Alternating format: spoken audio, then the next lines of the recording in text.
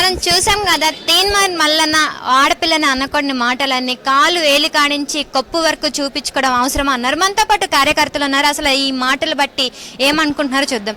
విన్నారు కదా తీన్మార్ మల్లన్న గురించి, అసలు ఏమనుకుంటున్నారు? ఆడపిల్ల గురించి అట్లా మాటలే అంటారా? నమస్తే, జై తెలంగాణ, జై టీఆర్ఎస్. అంటే మల్లన్న గారు ఆయన ఇప్పుడు ఎమ్మెల్సీ మెంబర్ ఆఫ్ లెజిస్లేటివ్ కౌన్సిల్లో ఉండి ఆయన ఒక్క స్త్రీని ఏ విధంగా అయితే మాట్లాడకూడదో స్త్రీ గురించి అలా మాట్లాడారు. ఆయన ఇంట్లో కూడా ఆడబిడ్డలు ఉన్నారు కదా, ఒక ఆడబిడ్డను పట్టుకొని కాళ్ళ మెట్టల నుండి శిగ దాకా చూపించిందని మాట్లాడిండు. అంటే ఆయన అదే చూడగలిగిండేమో. అంత పెద్ద సభలో అక్క ఏం ప్రసంగించింది, తెలంగాణకి ఏం చేయబోతున్నాం, మా కొత్త పార్టీ ఏంది, పార్టీ సిద్ధాంతాలు ఏంటివి, అవన్నిటి గురించి చెప్పింది. మరి ఆయన ఒక్కడే కట్టుబొట్టే చూసిండు అంటే ఆయన అవే చూస్తాడేమో. మరి ఆయన మనుషులు మాట్లాడే మంచి గురించి ఏం చెప్పాలనుకుంటున్నారో అవన్నీ చూడలేదనుకుంటా. మరి ఆయన అవి మాత్రమే ఫోకస్ చేస్తాడేమో ఆడోళ్ళ మీద. మాకు తెలియదు కదా ఆ విషయం.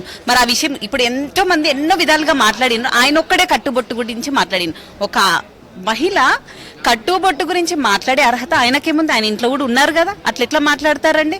అట్లాంటి వాళ్ళ గురించి ఇప్పుడు మనం మాట్లాడడం అయితే వేస్ట్.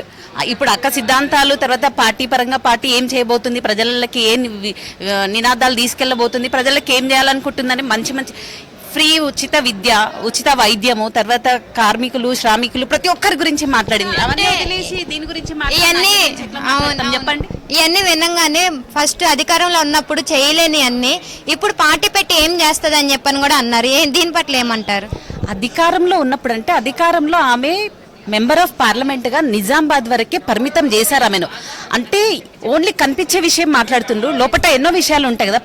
ఒక పార్టీలో పనిచేస్తున్నప్పుడు పార్టీ సిద్ధాంతాలకు వ్యతిరేకంగా ఎవరు బయటకు వచ్చి మాట్లాడారు, అంతే కదా.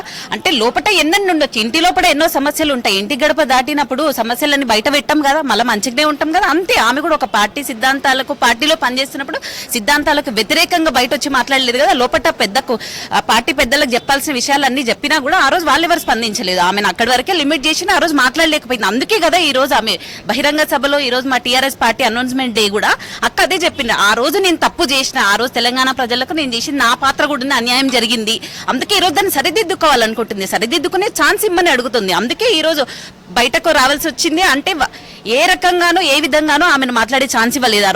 ఆ రోజు చేయలేదు. ఈ రోజు ఏం చేస్తుందంటే ఆ రోజు ఆమెకు అవకాశం ఇవ్వలేదు. ఆమెకి ఇచ్చిన పాత్ర ఆమెకు సరిగ్గా నిర్వర్తించింది, న్యాయం చేసింది. దానికి ఈ రోజు ఇచ్చి చూడండి, ఈ రోజు ఆమెకు అవకాశం ఇవ్వండి, ఆమె ఏం న్యాయం చేస్తుందో అప్పుడు తెలుస్తుంది కదా. అదే అంటున్నానండి, ఆయన ఎమ్మెల్సీ పదవి కదా, ఆయన ఏం చేస్తున్నాడు, ఆయన ఏం ఉద్ధరిస్తున్నాడు, ఆయన ఏం చేయగలుగుతాడు అది మాట్లాడమనండి. ఆడదాని కట్టుబొట్టు గురించి ఒక మహిళను కించపరిచే విధంగా మాట్లాడితే మహిళా లోకం చూస్తూ ఊరుకోదు. నోరుంది, మైక్ ఉంది, ఆయనకు మీడియా ఛానల్ ఉంది కదా అని ఏది పడుతుంది మాట్లాడకూడదు. Thank you.